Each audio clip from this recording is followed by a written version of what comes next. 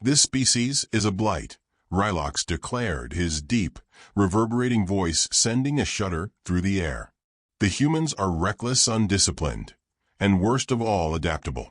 If we do not act now, they will spread like a contagion through the stars, bringing their warlike ways to the greater galaxy.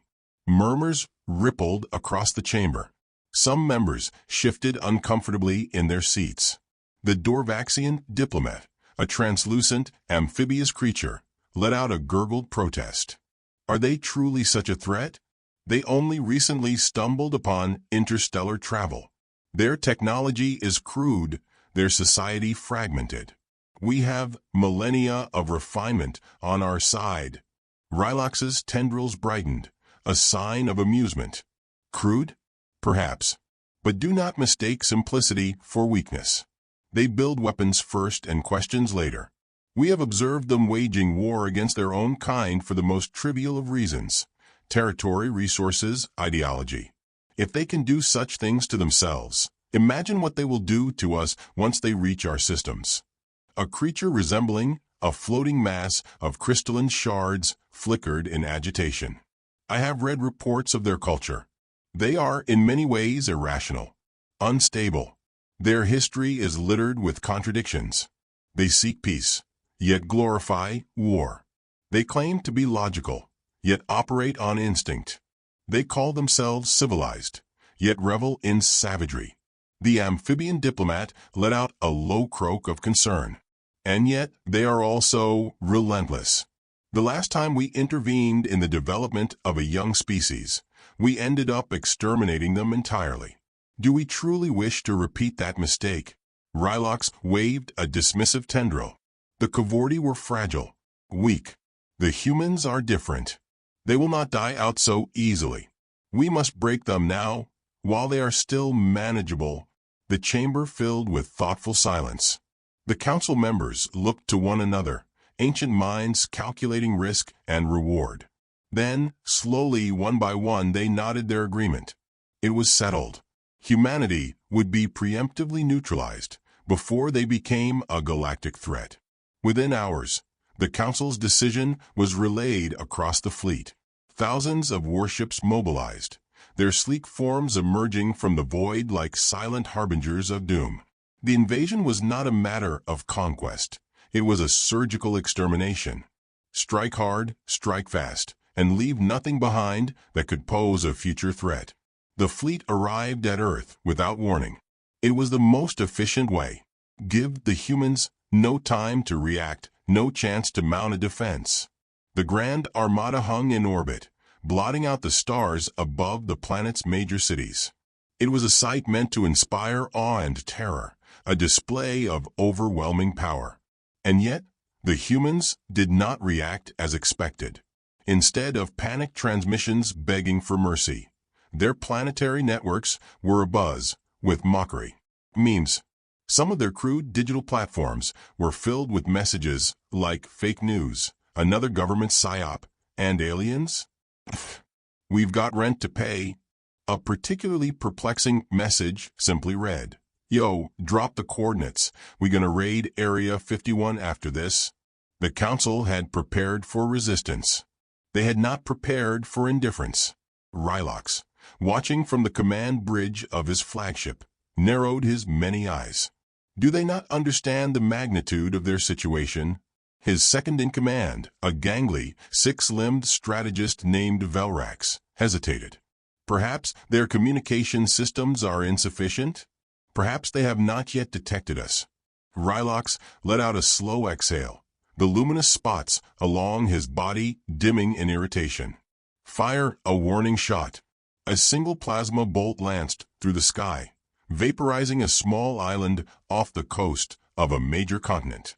A spectacle meant to break their will.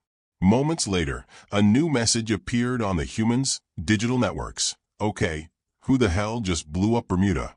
I had a vacation planned. A second message. Are y'all seeing this? Like actual aliens? Dude, somebody stream this on Twitch. Ruthless stared at the screen in disbelief. What are they doing? Velrax, his voice tinged with uncertainty, replied they appeared to be making light of the situation. The humans, rather than succumbing to fear, seemed to be treating the invasion as some kind of bizarre entertainment event. News anchors cracked jokes about our new alien overlords. Military officials, instead of scrambling in panic, made casual remarks about figuring out if they're weak to bullets. The most concerning response came in the form of a video broadcast by what appeared to be a civilian, standing in his backyard, shotgun in hand, beer in the other. If y'all don't get off my lawn in the next 5 minutes, I swear to God I'll show you why humans are the apex predators of this planet. Ruthless felt an unfamiliar sensation creeping through him. Was this dread? Then came the real problem. Until now, they had assumed that Earth's military leadership had been annihilated in the first strike. It was a fair assumption. After all, their precision bombardments had taken out all major command centers. And yet, one man had slipped through. General Jack Mad Dog Reynolds. The name was not yet known to the Council, but among the human military, he was legend. A relic of old wars, Reynolds had been called many things: brilliant, reckless, borderline insane. He had spent years in battle, earned more scars than medals, and had survived situations that should have been impossible. And now, as the alien fleet loomed overhead, he walked out onto an open field, cigar clenched between his teeth, eyes scanning the sky with the predatory calm of a man who had seen death and told it to come back later. At that moment, humanity's survival rested on the shoulders of a man who believed in two things: tactical supremacy and the undeniable power of spite. Reynolds activated an old radio transmitter, patched into whatever remaining frequencies were available, and sent out a simple message. If you're still breathing, you're still fighting. And if you're fighting, you're winning. Across the planet, something shifted. The aliens expected humanity to break. Instead, they adapted. They fought. Not with precision, not with coordination, but with sheer, unrelenting audacity. Cities blacked out their lights and disappeared into the night. Civilian hackers launched viruses that wormed their way into alien systems, disrupting targeting mechanisms and turning their own ships against them. Engineers, working with what little time they had, repurposed alien debris into makeshift weapons. Farmers turned their fields into guerrilla strongholds. Children set up drone swarms to harass patrols. The entire planet, in unison, refused to go down without a fight. And General Reynolds? He was already planning the counterattack. Ruthless, watching the chaos unfold, finally understood. They had not invaded a weak species. They had provoked the most unpredictable, resilient, and terrifying force in the galaxy. Humanity wasn't just surviving the invasion. They were enjoying it. And for the first time in his long, calculated existence, Supreme Admiral Ruthless felt fear.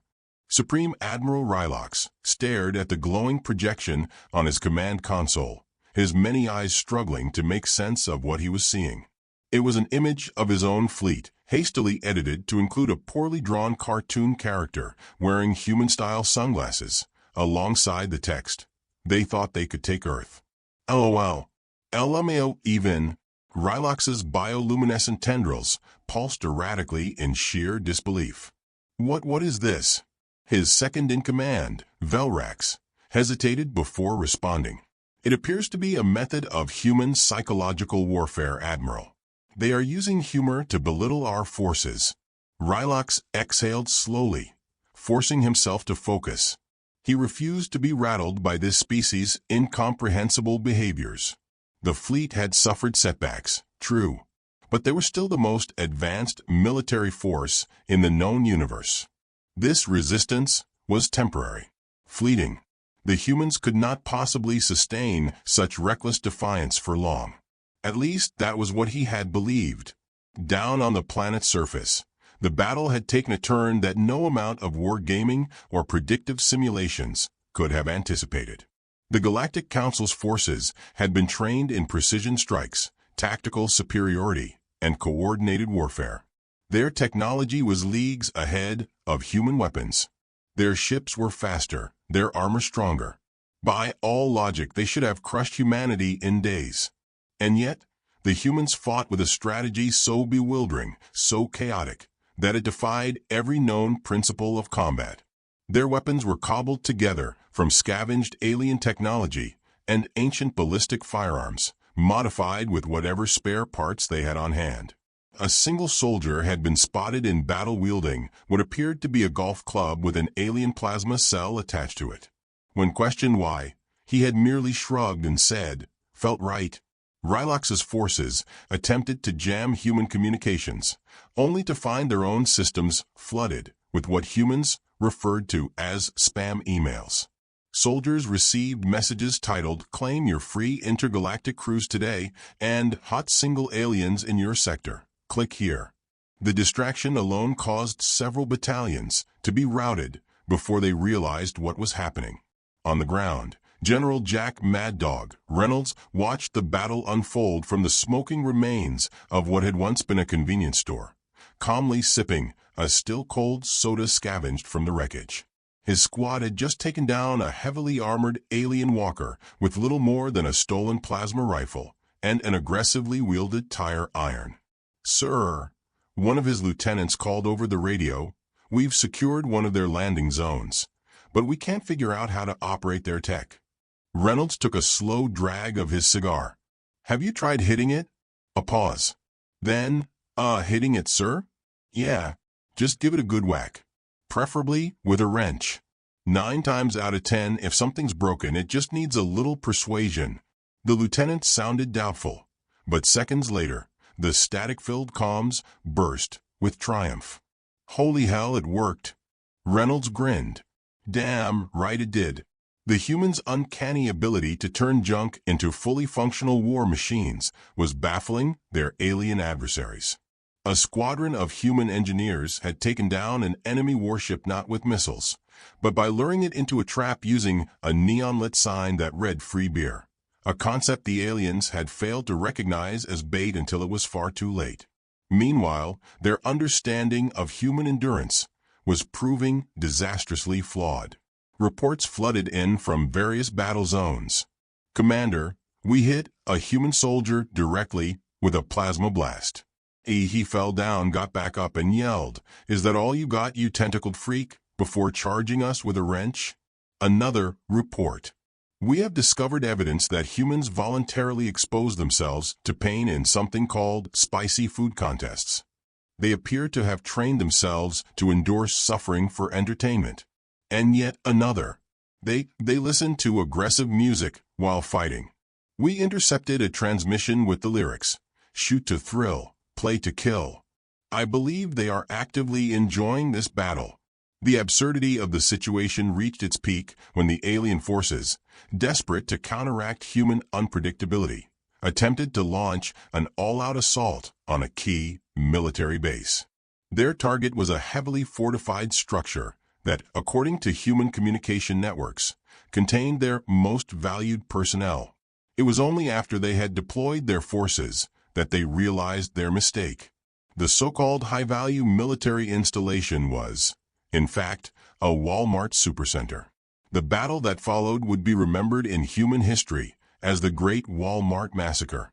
Outnumbered and outgunned, a ragtag group of civilians, armed with hunting rifles, improvised explosives, and an inexplicable number of shopping carts, held the line against an entire division of alien shock troops. By the time the aliens realized their error, it was too late. The humans had captured several enemy weapons, reverse-engineered them on the spot, and begun selling them at checkout for $19.99 plus tax. By now, Rylox was beginning to understand the gravity of their mistake. This was not a species that could be cowed into submission.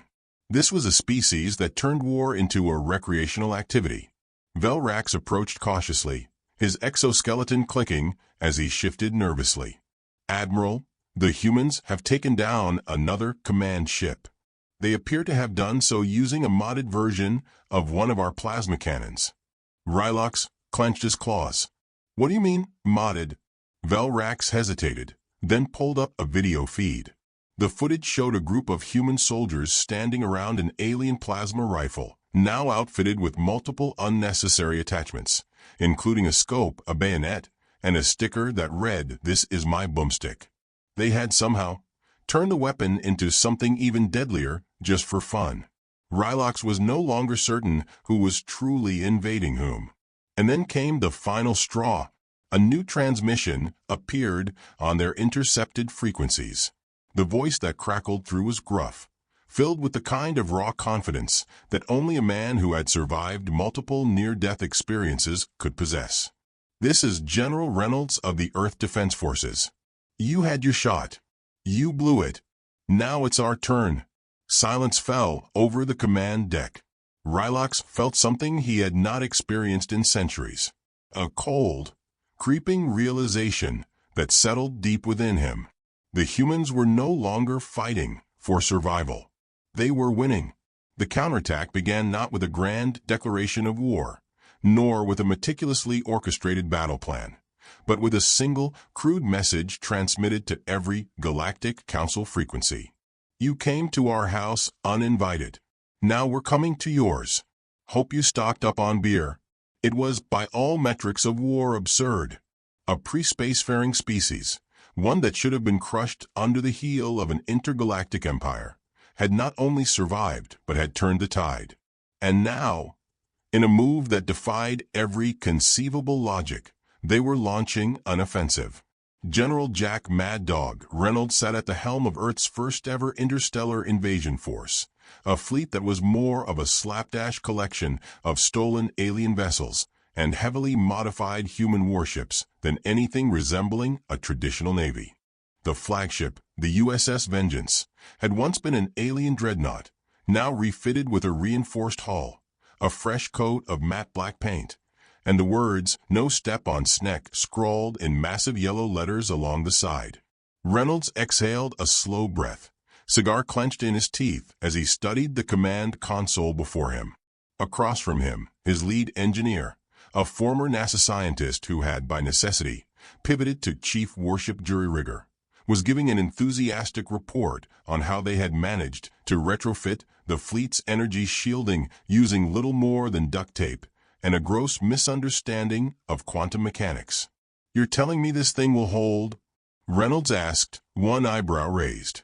"Well," the engineer hesitated. "Define hold." Reynolds sighed, took a long drag from his cigar, and let the smoke curl into the air. "Good enough for me." The fleet jumped into hyperspace, barreling toward the Galactic Council's core territories with the kind of reckless abandon only humans could muster. The moment they emerged from the rift, they were met with the sight of the enemy homeworld, Zyphar 9, the jewel of the Council, a pristine, sprawling metropolis of towering spires and luminescent rivers. It was, by all accounts, the most technologically advanced planet in the galaxy. And at that moment, it had never known greater fear. The planetary defense grid activated instantly, warships scrambling into position.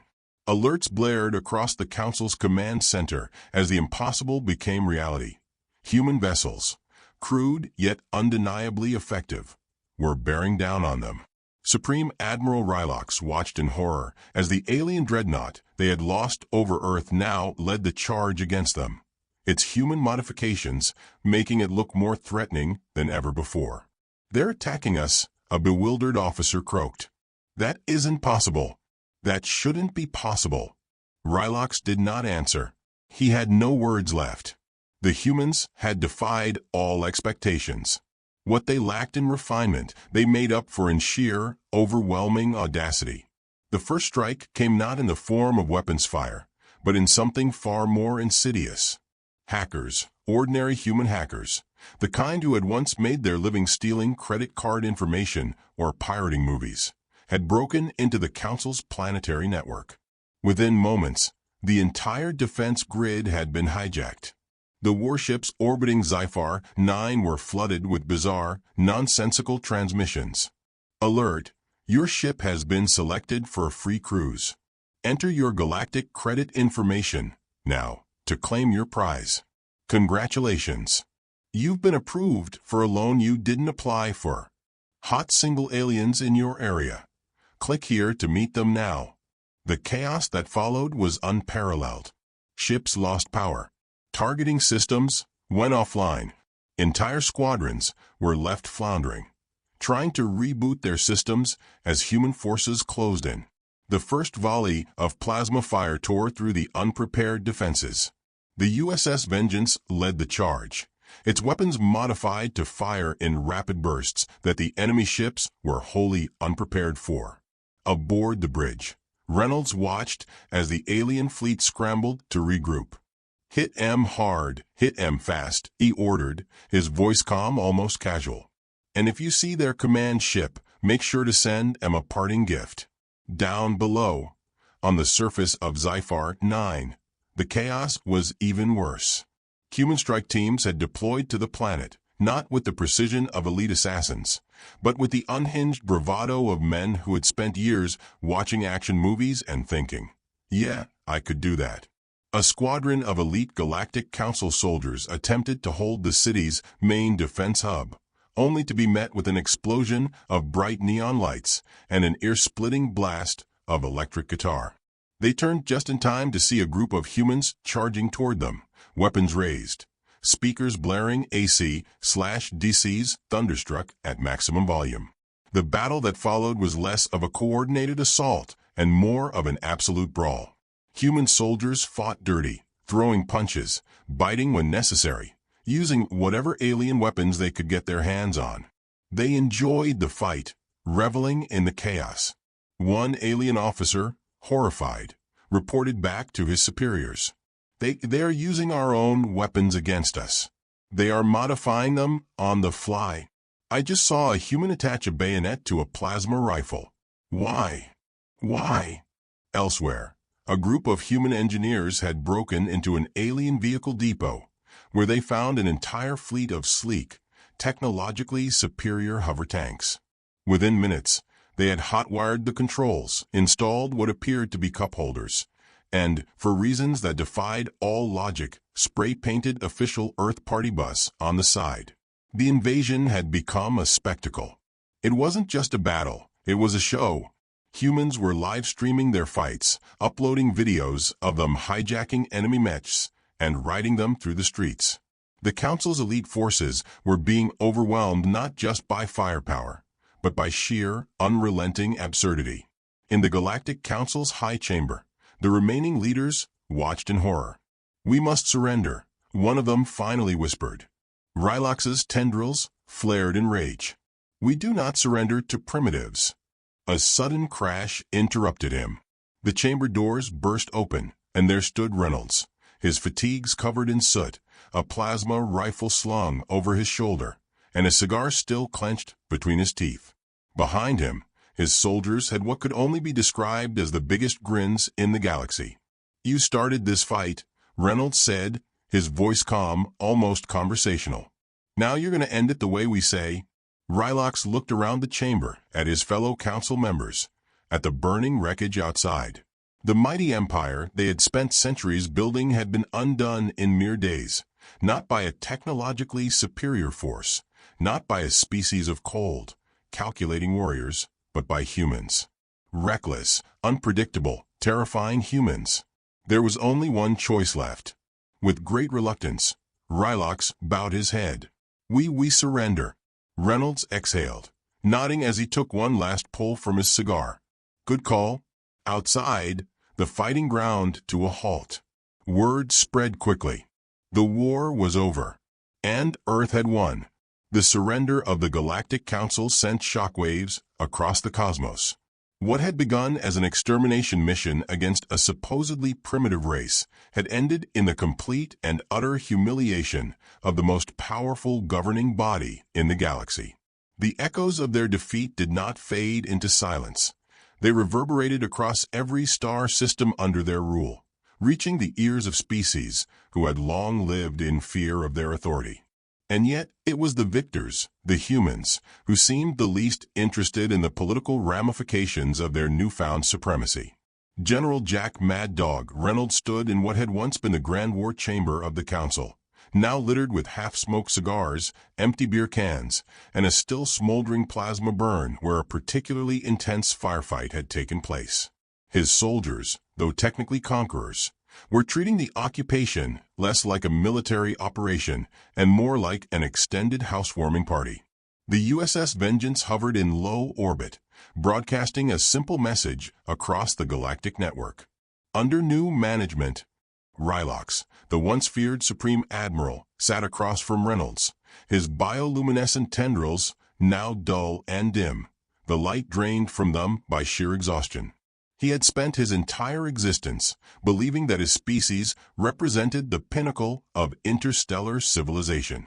That belief had been systematically obliterated, piece by piece, by a race that did not even take its own wars seriously. He watched as human engineers dismantled his once pristine command consoles, replacing delicate alien interfaces with rugged mechanical switches, and, for reasons beyond his understanding, a large red button labeled "Do Not Press" in bold human script. "You have conquered us," Ruthless said at last, his voice hollow. "What now?" Reynolds leaned back, propping his boots up on what had once been the sacred ceremonial table of the council. He took his time answering, chewing over the question as he flicked cigar ash onto the polished marble floor. "See, that's the thing," he said finally. "We didn't want to conquer you. Hell, we didn't even want this war. But you came to our house, shot up our planet, and expected us to just roll over and die. So, here we are." Ruthless let out a slow, shuddering exhale. "Then you intend to rule the council?" At this, Reynolds let out a bark of laughter. "Hell no. We're not bureaucrats. I've spent too many years getting tangled up in military red tape to volunteer for galactic red tape. No, we're not here to rule. We're here to make sure no one pulls a stunt like this again." Ruthless frowned. "Then what are you?" Reynolds grinned, leaning forward. "Think of us as the Galactic HFY. Except instead of sending you a fine for an unkempt lawn, we send a strike team if you start getting imperialist ideas again." The concept took a moment to settle in Ruthless's mind, but when it did, a deep, instinctual fear gripped him. Humanity had no interest in ruling, only in preventing rule. They were not conquerors. They were enforcers. News of the Council's defeat spread fast. Civilizations that had once cowered under their rule now found themselves in an unprecedented position, one where the old order was crumbling, and in its place stood a race whose governing philosophy seemed to revolve around equal parts practicality, absurdity, and the undeniable desire to avoid unnecessary paperwork. As the new de facto stewards of intergalactic stability, the first thing humanity did was, predictably, start exporting their culture. Within weeks, human entertainment spread like wildfire. Entire planetary networks were consumed by 80s action movies, classic rock, and animated sitcoms that confused and horrified alien audiences in equal measure. The concept of the Florida Man became a widespread urban legend across multiple species, many of whom believed it to be either a myth or a highly classified superweapon. Even Ruthless, in his state of bitter defeat, found himself drawn into the bizarre, hypnotic world of human media. One fateful evening, he unknowingly spent 14 consecutive hours watching a show called The Simpsons before realizing he no longer understood the distinction between satire and human reality. The economic ramifications of Earth's victory were equally catastrophic, at least for the Council's old power structure. Humanity, in its infinite capacity for opportunism, quickly capitalized on their newfound access to alien markets. The first interstellar McDonald's opened on Zyphar 9 just 2 months after the war's end, leading to a diplomatic incident when it was discovered that alien digestive systems could not properly process a Big Mac. Galactic weapon manufacturers, desperate to understand how their advanced arms had been so easily overcome, attempted to study the human approach to warfare. They concluded after extensive analysis that human combat effectiveness boiled down to 3 key factors: an almost supernatural ability to improvise, an unparalleled level of stubbornness, the complete and total disregard for the intended use of enemy technology. One such example was a human infantry unit that had successfully hijacked an alien battle mech, rewired it with a gaming controller, and used it to single-handedly take down an entire battalion. The footage of this incident became the most watched video in Galactic history. Despite their unconventional methods, the new Human Oversight Committee proved remarkably effective at maintaining peace. The threat of intervention from a species that had proven itself completely unpredictable was enough to dissuade most would-be warlords. On the rare occasion that a faction did attempt to seize power, humanity responded with swift, devastating precision, not out of malice, but because they had better things to do than fight another prolonged war. And so, the galaxy entered an unprecedented era of relative peace, not one enforced by fear, but by the sheer inconvenience of dealing with humanity. Ruthless, now stripped of his rank, found himself in an unfamiliar position, living among humans, attempting to understand the species that had so thoroughly dismantled everything he had once believed in. He spent months traveling Earth, witnessing firsthand the contradictions and complexities of human civilization. One day, he found himself sitting across from Reynolds in a small, dimly lit bar on the outskirts of what humans referred to as the Vegas Strip. The general nursed a glass of whiskey, his expression unreadable. "You still don't get us, do you?" Reynolds mused, swirling the amber liquid in his glass. Ruthless hesitated. "No, I don't. You are reckless, illogical, prone to self-destruction, and yet you win. Every time." "Why?" Reynolds smirked. "Because we don't like losing." Ruthless considered this for a long moment before asking the question that had been plaguing him since the war's end. "And if another species, one worse than us, emerges? One that even you cannot stop?" Reynolds took a slow sip, setting the glass down with deliberate finality. His eyes, sharp as ever, locked onto Ruthless's with an intensity that sent a shiver through the former admiral's core. "Then we'll do what we always do," he said. "We'll find a way." Ruthless said nothing. He simply nodded, the weight of understanding settling over him. Humanity had not just survived the war. They had rewritten the rules of the galaxy.